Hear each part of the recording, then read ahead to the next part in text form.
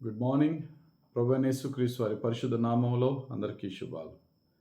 ఈరోజు మన అనుదిన ఆత్మీయ ఆహారంగా అపోస్తుల కార్యములు 17వ అధ్యాయము 27వ వచనాన్ని ధ్యానించుకుందాం. తన్ను వెదుకు నిమిత్తము నిర్ణయ కాలమును వారి నివాస స్థలముల యొక్క పొలిమేరలను ఏర్పరచెను. ఆయన మనలో ఎవనికిని దూరముగా ఉండువాడు కాడు. చదవబడిన వాక్యంలో మనం చూసినట్లయితే తన్ను వెదుకు నిమిత్తము, తన్ను అంటే దేవుని వెదుకు నిమిత్తము నిర్ణయ కాలమున, దేవుడు నీకే కాలాన్ని నిర్ణయించాడో, నాకు ఏ కాలాన్ని నిర్ణయించాడో ఆ కాలమున వారి నివాస స్థలముల యొక్క పొలిమేరలను ఏర్పరిచాను. ఏ పొలిమేరలో మనం ఉండాలో, ఇండియాలోనా, అమెరికాలోనా, పాకిస్తాన్లోని ఎక్కడ పుట్టాలో, ఏ కాలంలో పుట్టాలో, ఏ కుటుంబంలో పుట్టాలో దేవుడు మనకు నిర్ణయించాడు. దావీదు కాలంలో దావీదు పుట్టాడు. 3000 సంవత్సరాల క్రితం దావీదు పుట్టాలి అని దేవుడు నిర్ణయించాడు, పుట్టాడు. దావీదు తన తరము వారికి సేవ చేసి చనిపోయాడు. ఇప్పుడు మన తరం ఇది. మన తరములో దేవుడు మనల్ని, మన కుటుంబంలో, మన దేశంలో మనల్ని పుట్టించాడు. మన యొక్క ముఖ్యమైనటువంటి కర్తవ్యం ఏంటి? మనిషిగా పుట్టించిన దేవుడు మనిషికి ఇచ్చిన ముఖ్యమైనటువంటి ఫస్ట్ అండ్ ఫార్మోస్ట్ డ్యూటీ, ముఖ్యమైన కర్తవ్యం ఏంటంటే ఆ దేవుణ్ణి తెలుసుకోవడం, దేవుని వెతుకుని తను ఉంటున్న పరిస్థితుల్లోనే దేవుని వెతుకుట. ఏ విధంగా మనం దేవుని వెతకగలం? ఆయనే చెప్పాడు, ఆయన మనలో ఎవనికిని దూరముగా ఉండువాడు కాడు. దేవుని వెతకడానికి మనం పరలోకానికి వెళ్ళక్కర్లే. దేవుడు మనతోనే ఉంటాడు, మన పక్కనే ఉంటాడు. కానీ ఆయన్ని వెతికి పొందుకోవలసిన బాధ్యత మనకుంది. ఎలా వెతుకుతామండి దేవుణ్ణి? ఆయన కనబడతారా? ఆయన పలానా చోట ఉంటారని ఎలా తెలుసండి అంటే, దేవుని వెతకుట ఎలా అనేది బైబిల్లోనే మనం చూడొచ్చు. అసలు మనం దేవుని ఎందుకు వెతకాలి, ఎలా వెతకాలి? ఎందుకు వెతకాలి అంటే, ఇందాక మనం చదువుకున్న అపోస్తుల కార్యాలు 17వ అధ్యాయం 27వ వచనంలో మనం సృష్టింపబడిందే, మనం మనిషిగా సృష్టింపబడమే ఆయన వెతికి ఆయన పొందుకోవటానికి సృష్టింపబడ్డామని, తను వెతుకు నిమిత్తమే దేవుడు మనల్ని పుట్టించాడని సత్యాన్ని తెలుసుకున్నాం. రెండవది, మనిషిగా పుట్టిన వాడు దేవుని వెతికుటతో ద్వారా ఆయన రక్షణ పొందుకుంటాడు. భక్తుడైనటువంటి కొర్నేలి రోమీయుడు, అన్యుడు, కానీ సత్యాన్వేషణ కలిగినవాడు. దేవుడు ఆయన ప్రజలకి సత్యాన్ని దూరం చేయలేదు, కానీ దాన్ని అన్వేషించే వారికి అది దక్కేలా చేశాడు. ఒక అన్యుడైనటువంటి రోమియుడైనటువంటి కొర్నేలి దేవుణ్ణి వెతికాడు. ఎవరు నిజమైన దేవుడని తనకున్న జ్ఞానముతో, తనకున్న పరిధిలో, తనకున్న పొలిమేరలో వెతికాడు. నిజమైన దేవుడిని యేసుక్రీస్తుని తెలుసుకున్నాడు. ఆ యేసయ్య ఆయనకి రక్షణనిచ్చినట్టుగా అపోస్తుల కార్యములు 10వ అధ్యాయంలో మనం చూడవచ్చు.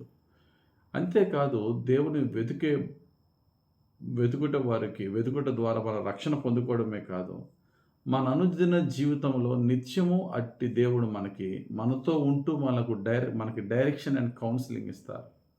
ఎవరైతే దేవుని వెతుకుతారో, మహాజ్ఞాని సొలొమోను చెప్పినట్టుగా సామెత 3వ అధ్యాయం 5, 6 వచనాల్లో, నీ స్వబుద్ధిని ఆధారం చేసుకోకుండా ప్రతి దాంట్లో దేవునికి చోటువి. ఆ దేవుడు నీకు ఎలా బోధిస్తాడంటే, నీ ప్రతి త్రోవలను సరళం చేస్తాడు. నువ్వు ఏ డైరెక్షన్ వెళ్ళాలో ఆయన బోధిస్తాడు. కనుక దేవుని వెతకడం ఎందుకు? మన జీవిత కర్తవ్యం. దేవుని వెతకటం ఎందుకు? మనకి రక్షణ కావాలంటే దేవుని వెతుకు. దేవుని వెతుకుట ఎందుకు? అనుదిన జీవితంలో మనం తీసుకునే ప్రతి నిర్ణయంలో దేవుని యొక్క ఆలోచన, దేవుని యొక్క డైరెక్షన్ మనం పొందుకోవచ్చు. అంతేకాదు, దేవుని వెతుకు వారిని దేవుడు ఆయన శక్తితో నింపుతాడు. యెహోవా కొరకు ఎదురు చూచువారు నూతన బలము పొందుతారు. ఈ లోకంలో ఎలాగ మనం బ్రతకాలో ఆయన ఆత్మశక్తితో దురాత్మలను జయించుకుంటూ విజయవంతంగా ముందుకు వెళ్ళొచ్చు.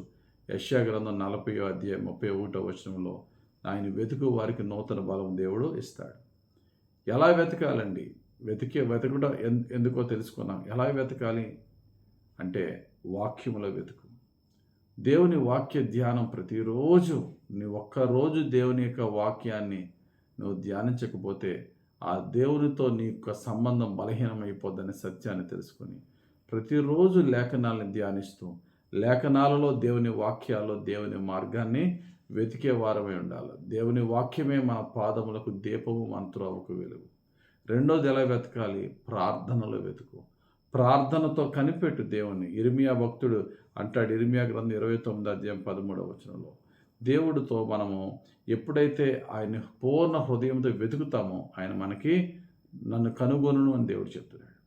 కాబట్టి ప్రార్థనలో ఆయన సన్నిధిని వెతుకు, వాక్యములో వెతుకు. నువ్వు చేసే ప్రతి ఆరాధనలో ఆత్మతో సత్యముతో చేసే ప్రతి ఆరాధనలో వెతుకు. కీర్తనాకారుడు అంటారు దావీదు 27వ కీర్తన 4వ వచనంలో, యెహోవా యొద్ద ఒక వరము అడిగి తిని దాన్ని నేను వెతుకుచున్నాను. ఏంటి వెతుకుతున్నాడట? ఆయన ప్రసన్నతనట. ఆయన ఆలయంలో ధ్యానించుచున్నాను, ఆయన సన్నిధిని వెతుకుతున్నాడు దావీదు. కాబట్టి వాక్యములో దేవుని వెతుకు, ప్రార్థన ద్వారా వెతుకు, ఆరాధనతో వెతుకు. ఎందుకు వెతకాలి? నా జీవిత కర్తవ్యం అది. నాకు రక్షణ ఇచ్చేది దేవుడు. ఆయన వెతుకు వారికి ఆయన రక్షణ ఇచ్చే దేవుడు. ఆయన వెతుకు వారికి ప్రతిరోజు నడవలసిన డైరెక్షన్, కౌన్సిలింగ్ ఇచ్చే దేవుడు. ఆయన వెతుకు వారికి శక్తినిచ్చి బలపరిచి విజయవంతంగా ఆయన నడిపించే దేవుడు.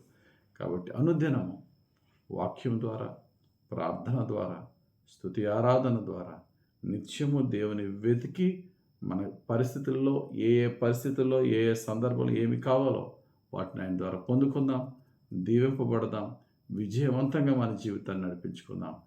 యేసయ్య ఆయన వెతుకు వారికి ఆయన సమీపంగా ఉండి మాట్లాడేవాడు, నడిపించేవాడు, దీవించేవాడు. దేవుడు తన పరిశుద్ధ వాక్యం దీవించి నిత్యం యేసయ్యని వెతుకుతూ దీవింపబడే జీవితం పరిశుద్ధాత్ముడు మనకు అనుగ్రహించునుగాక.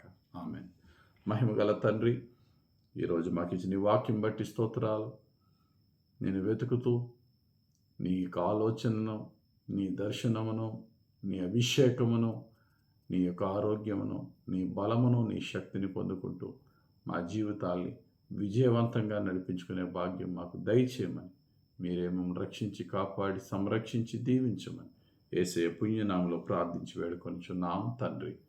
ఆమేన్. తండ్రి యొక్క కుమారుని యొక్క పరిశుద్ధాత్మదేవుని అభిషేకం ఇప్పుడు ఎల్లప్పుడూ మనలను సంరక్షించి అభిషేకించి నడిపించి దీవించును గాక. Amen. God bless you. Have very blessed day.